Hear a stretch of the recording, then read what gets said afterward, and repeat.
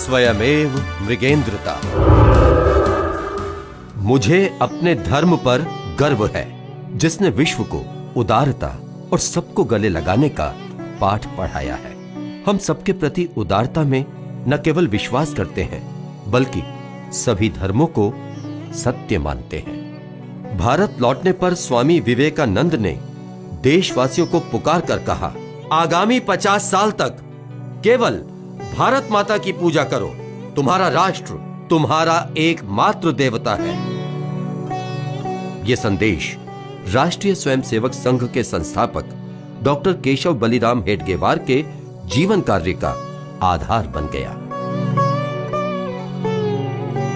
जब अंग्रेज सरकार ने वंदे मातरम नारा लगाने की मनाही कर दी, केशव ने अपने सहपाठियों के साथ स्कूल इंस्पेक्टर का वंदे मातरम के नारों से स्वागत कर अपनी संगठन कुशलता और अटूट देशभक्ति का परिचय दिया।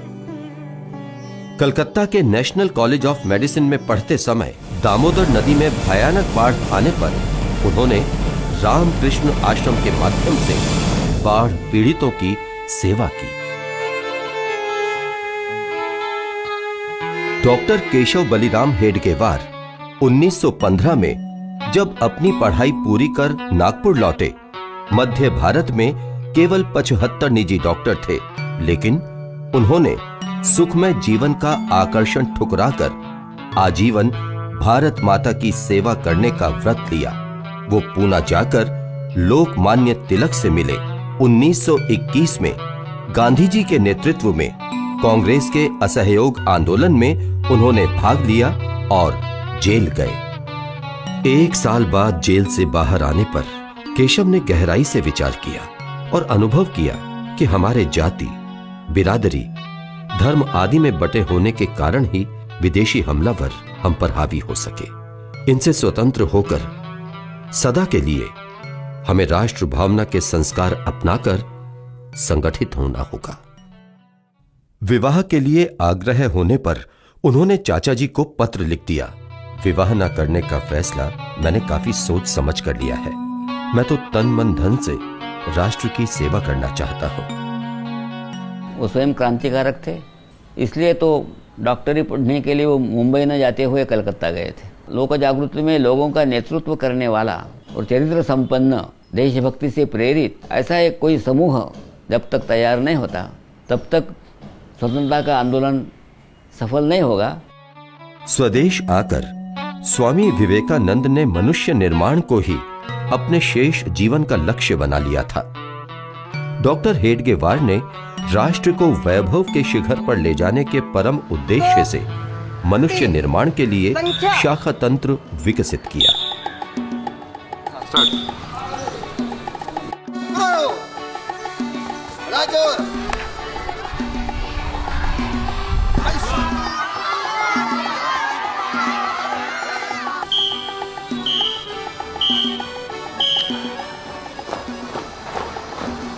शिवाजी का नाम किस किस ने सुना आपने यहाँ से? हम विजय की ओर बढ़ते जा रहे, हम विजय की ओर बढ़ते जा रहे। राष्ट्र निर्माण हेतु व्यक्ति निर्माण, उसको हम मानव निर्माण कहते हैं। और इस प्रकार विशेष करके आज के वातावरण में जब पुरानी शिक्षा पद्धति जो अंग्रेजों ने लागू की, जिसके कारण भारत में अराष्ट्रीयकरण हुआ, स्वार्थी जन उनका उदय हुआ, उस स्थान पर एक वैकल्पिक राष्ट्रीय राष्ट्रनिष्ठ एक शैक्षिक व्यवस्था चाहिए। उस व्यवस्था का नाम है संघ में बौद्धिक विभाग। इसके द्वारा राष्ट्र निर्माण के लिए योग्य व्यक्ति हम बना सकते हैं, उसको हम कहते हैं व्यक्ति निर्माण। नमस्ते सदा वत्सले मां। शाखा के अंत में मातृभूमि को नमन और मातृभूमि के लिए जीवन उत्सर्ग करने का संकल्प लेने के बाद परमेश्वर के जिस काम को करने के लिए हमने कमर कसी है, उसे पूरा करने के लिए अजेय शक्ति, विशुद्धशील, ज्ञान, वीर व्रत और अक्षय ध्येय निष्ठा, ये 5 गुण हम भगवान से मांगते हैं। और फिर उनके आशीर्वाद से हमारी विजयशालिनी संगठित कार्यशक्ति अपने इस राष्ट्र को परम वैभव की स्थिति में ले जाने में अतीव समर्थ हो, ऐसी कामना करते हैं। महाराष्ट्र के बाहर संघ की पहली शाखा बनारस हिंदू विश्वविद्यालय में भैयाजी दाणी द्वारा शुरू की गई। 24 वर्षीय प्राध्यापक माधवराव सदाशिवराव गोलवलकर ने 1930 से इस शाखा में आना शुरू किया। बनारस से नागपुर लौटने के बाद 1936 में बिना किसी को बताए माधव सारगाछी आश्रम चले गए और वहां उन्होंने स्वामी रामकृष्ण परमहंस के शिष्य और स्वामी विवेकानंद के गुरु भाई स्वामी अखंडानंद की अनन्य निस्वार्थ सेवा कर उनसे दीक्षा ली। 1937 में माधवराव इस अनुभूति के साथ नागपुर लौटे कि जो कार्य स्वामी विवेकानंद द्वारा 1897 में स्थापित किए गए रामकृष्ण मिशन द्वारा आध्यात्मिक क्षेत्र में हो रहा था, उसे ही राष्ट्रीय स्वयंसेवक संघ द्वारा लौकिक जीवन में उतारने का प्रयत्न किया जा रहा था।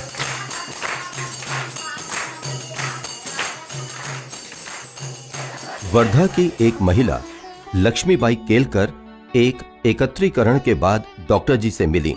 आप युवा बच्चों को जो शिक्षा देते हैं वही लड़कियों और महिलाओं को क्यों नहीं देते? डॉक्टर जी ने कहा, अभी हमने ये काम पुरुषों तक सीमित रखा है। आप ये काम महिलाओं में करने को तैयार हो तो आपा जी जोशी आपकी मदद करेंगे।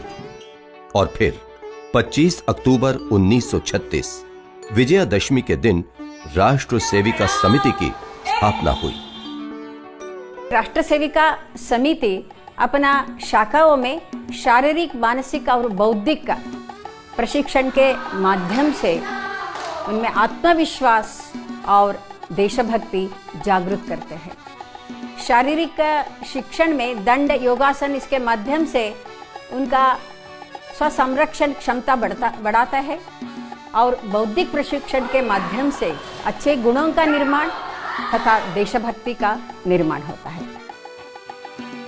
डॉक्टर जी ने कहा था, ये देश धर्मशाला तो नहीं है कि कोई भी आए और बिस्तर बिछाकर आसन जमा ले। जिनका इतिहास, परंपरा, धर्म, संस्कृति, विचारधारा तथा हित संबंध एक होते हैं, वे ही राष्ट्र कहलाते हैं। डॉक्टर जी द्वारा 1936 में दिल्ली भेजे गए 25 साल के वसंत राव ओक हिंदू महासभा भवन में रुके। पड़ोस में आसपास के युवक इकट्ठा होकर खेला करते थे। वसंत उनमें शामिल हो गए। जल्दी ही वहां संघ की शाखा लगने लगी। अगले साल कई दूसरे स्वयंसेवक आगे की पढ़ाई के लिए लाहौर, कराची, मद्रास, कलकत्ता, ग्वालियर, बिहार, आंध्र प्रदेश आदि में पहुंचे। राष्ट्र कार्य के लिए सुखमय जीवन का मोह त्याग कर नई नई जगहों पर पहुंचने वाले ये अच्छे पढ़े लिखे स्वयंसेवक प्रचारक कहलाए, जिनका काम था नई शाखाएं खोलना, पहले से चलती शाखाओं को मजबूत करना, नए लोगों को शाखा पर लाना और उनमें राष्ट्रभक्ति की भावना भरना। राष्ट्रीय स्वयंसेवक संघ के सभी सरसंघ चालक उच्च शिक्षा प्राप्त रहे हैं। डॉक्टर केशव बलिराम हेडगेवार चिकित्सक थे। माधवराव सदाशिवराव गोलवलकर प्राणी शास्त्र में MSc, मधुकर दत्तात्रेय उर्फ Bala Saheb Deoras BA LLB, professor Rajendra Singh उर्फ रज्जू भैया इलाहाबाद विश्वविद्यालय में भौतिकी विभाग के अध्यक्ष हुआ करते थे। कुपहल्ली सीतारमैया सुदर्शन दूरसंचार में BE ऑनर्स थे और वर्तमान सरसंघ चालक मोहन राव भागवत पशु चिकित्सक हैं। 9 जून 1940 1500 स्वयंसेवकों के शिविर के विदाई समारोह में अपने जीवन के अंतिम भाषण में डॉक्टर हेडगेवार ने कहा, केवल संघ का कार्यक्रम ठीक ढंग से करने या प्रतिदिन नियमित रूप से संघ स्थान पर उपस्थित रहने से ही संघ का कार्य पूरा नहीं हो सकता। हमें तो आसेतु हिमालय पर्यंत फैले हुए इस विराट हिंदू समाज को संगठित करना है। 14 जनवरी 1947 मकर संक्रांति के दिन से भारत के बाहर केन्या में संघ की प्रेरणा से हिंदू संगठन का कार्य प्रारंभ हुआ। 1990 में लंदन में हिंदू स्वयंसेवक संघ की पिंचले प्रताप शाखा के मकर संक्रांति उत्सव में यूनाइटेड किंगडम की तत्कालीन प्रधानमंत्री मार्गरेट थैचर पधारी। संघ ने विभाजन का कड़ा विरोध किया, परंतु स्वतंत्रता मिली खंडित मातृभूमि के साथ। सन 1947 का दिन याद आता है, जब हिंदुस्तान के दो टुकड़े हुए, एक पाकिस्तान एक हिंदुस्तान। सभी हिंदुओं को वहाँ से घर छोड़ना पड़ा क्योंकि दो इलाके अलग अलग बन गए थे। हम भी वहाँ डिस्ट्रिक्ट लैलपुर के रहने वाला हूँ मैं। वहाँ से घर छोड़ा और काफले के साथ मिल करके डिस्ट्रिक्ट लैलपुर, जहाँ के कैंप लगा हुआ था, रेफ्यूजीज कैंप, वहाँ पहुँचे। लेकिन वहाँ एक घटना जो घटी हमारे साथ, वो हमारी बड़ी बहन की है। हमारे जीजा जी को मुसलमानों ने मार दिया था, जिसके कारण अकेली हो गई। उसकी उम्र उस समय 18 के करीब थी और एक बच्चा था, और वो भी कुछ दिनों का। उन्होंने वॉलंटियर थे RSS वाले, वही सेवा कर रहे थे, वही मदद कर रहे थे, वही रोटियां पहुंचा रहे थे, जैसे ही वातावरण देखते थे करते थे। राष्ट्र सेविका समिति की प्रमुख संचालिका लक्ष्मीबाई केलकर विमान से कराची पहुंची और वहां 14 और 15 अगस्त 1947 के बीच की रात में 1200 सेविकाओं की बैठक में उन्हें धीरज बंधाया और उनके भारत आने पर उनके अलग अलग परिवारों के साथ रहने और भोजन की पुख्ता व्यवस्था की। बंटवारे के बाद जम्मू कश्मीर के भारत विलय में अड़चन पैदा होने पर गृह मंत्री सरदार पटेल ने श्री गुरुजी को कश्मीर भेजा, जिन्होंने वहां जाकर महाराजा हरि सिंह को विलय के लिए राजी किया। गांधी जी 1 अप्रैल 1946 से 1 जून 1947 के बीच दिल्ली की हरिजन कॉलोनी में एक कुटिया में 214 दिन रहे। जिस मैदान में प्रतिदिन संघ की शाखा लगती थी, वहीं शाम को गांधी जी की प्रार्थना सभा होती थी। 16 सितंबर 1947 दिल्ली में दंगे हो रहे थे। कर्फ्यू लगा हुआ था। रात को मूसलाधार बारिश हुई थी। महात्मा जी ने सुबह सवेरे राष्ट्रीय स्वयंसेवक संघ के वरिष्ठ स्वयंसेवकों से मिलने की इच्छा व्यक्त की। कर्फ्यू में ढील के समय आनन फानन में इकट्ठा हुए स्वयंसेवकों को संबोधित करते हुए गांधी जी ने कहा था, बरसों पहले मैं वर्धा में राष्ट्रीय स्वयंसेवक संघ के शिविर में गया था। वहां मैं उन लोगों का कड़ा अनुशासन, सादगी और छुआछूत की पूर्ण समाप्ति देखकर अत्यंत प्रभावित हुआ था। संघ एक सुसंगठित, अनुशासित संस्था है।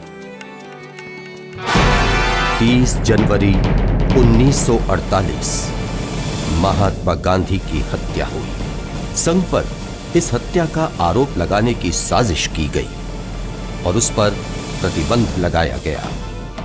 इसके विरुद्ध अनुशासन पूर्वक देशव्यापी सत्याग्रह में 70,000 स्वयंसेवकों ने भाग लिया। 12 जुलाई 1949 की शाम को आकाशवाणी ने संघ पर से प्रतिबंध हटाए जाने की घोषणा की। 21 अगस्त 1949 दिल्ली में श्री गुरुजी की जनसभा में 3 लाख लोग थे।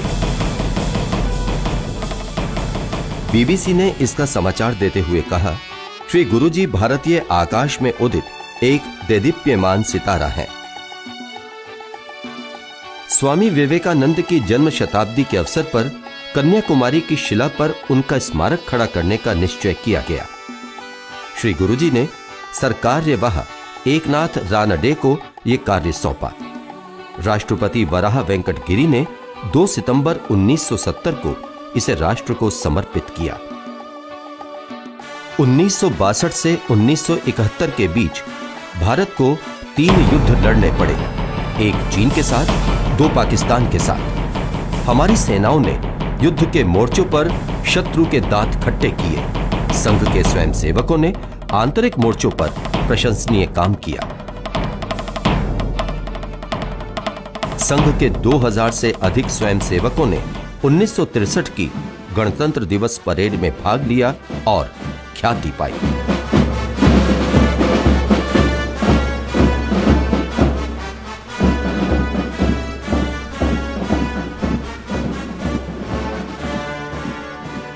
(1965) के भारत पाक युद्ध के समय प्रधानमंत्री लाल बहादुर शास्त्री द्वारा बुलाई गई एक आपात बैठक में एक नेता द्वारा आपकी सेना ऐसे शब्द कहने पर श्री गुरुजी ने उन्हें स्पष्ट शब्दों में खड़काया, सेना किसी अन्य देश की नहीं है, भारत की है, अपनी सेना कहें। 1964 श्री गुरुजी के प्रयासों से बंबई के संदीपनी आश्रम की एक बैठक में विश्व हिंदू परिषद का गठन हुआ।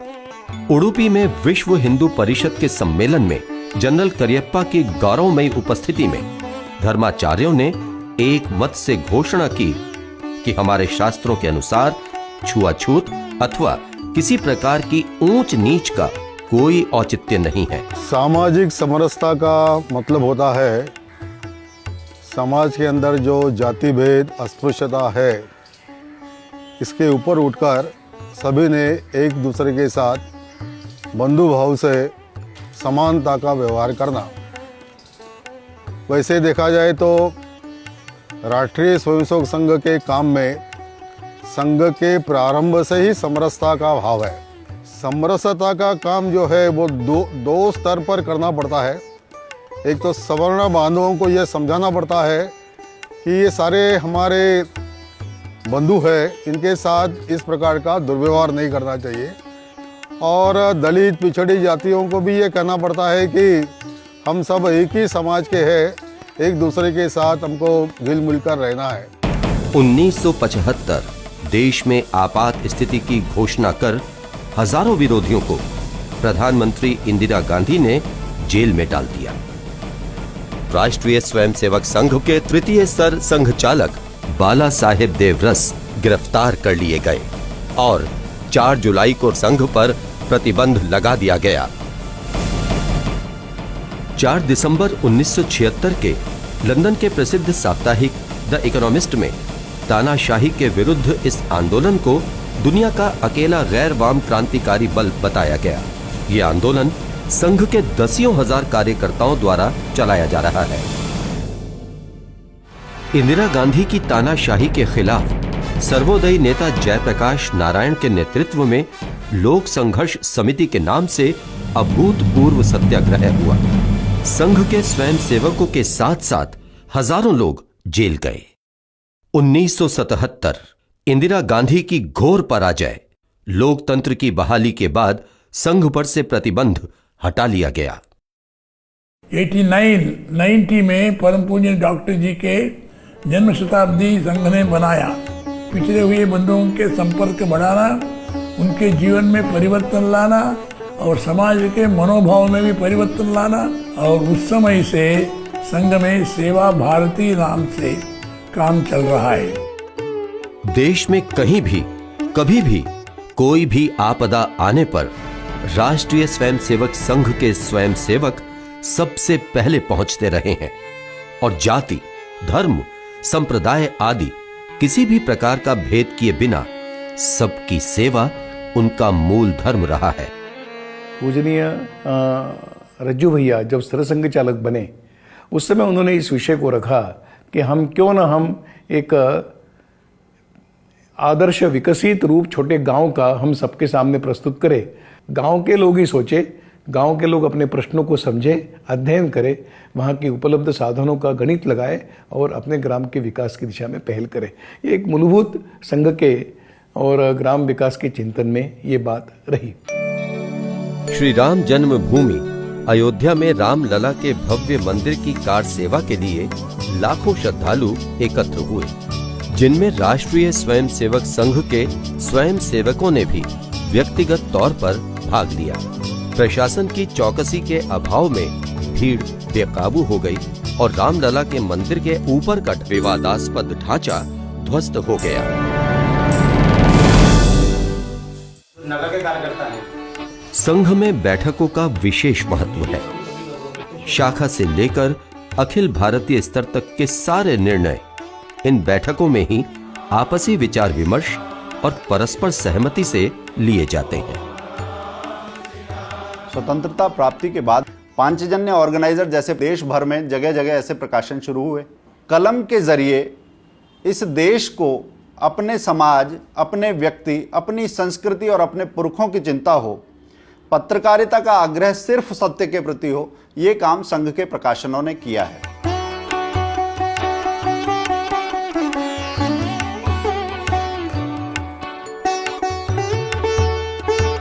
स्वामी विवेकानंद के विचारों से अनुप्राणित होकर उसको साकार करने का तरीका है राष्ट्रीय स्वयंसेवक संघ।